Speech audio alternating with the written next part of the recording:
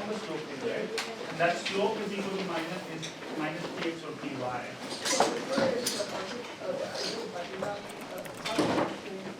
They're parallel, right? This bill would actually provide not only a personal protection for some students that feel more comfortable being allowed to carry, but also be a preventative measure, because right now the assumption for these criminals is that, hey, they're all disarmed. So I think we should allow that option. We shouldn't be treating our college students as lesser citizens just because they're going to college.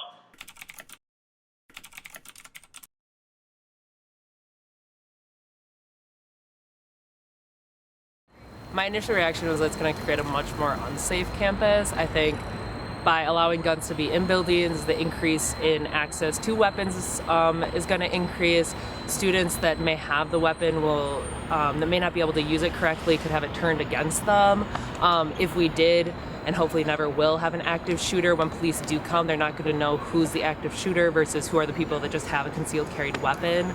As I have said, I am absolutely opposed to allowing concealed handguns into classrooms, into dorms, into Camp Randall. UWPD, a number of groups around campus, a number of groups across the system and at other schools, I think, have almost uniformly expressed their dismay. Concealed carry is allowed on our campus grounds, but not in buildings. Taking away the ability for us to prohibit weapons in our buildings, we see as a huge safety risk.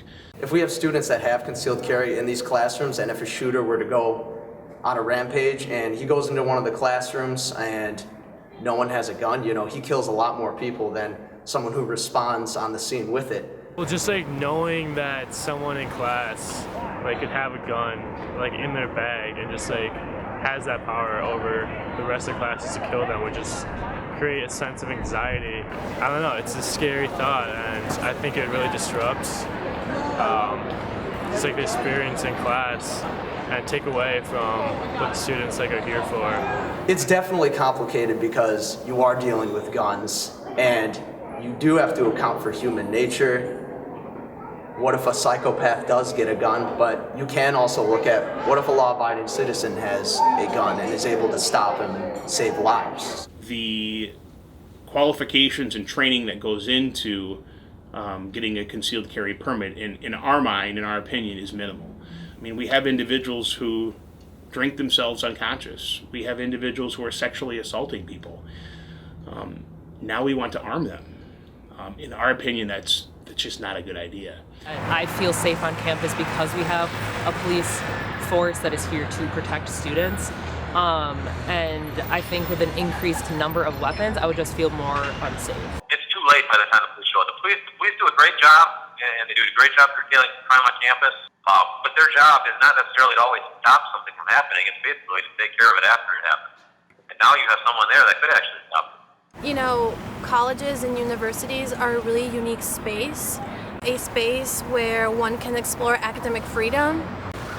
How am I supposed to feel safe when I know people have concealed weapons, and maybe because they don't agree with my ideologies or my beliefs, they won't, turn and use their weapon against me?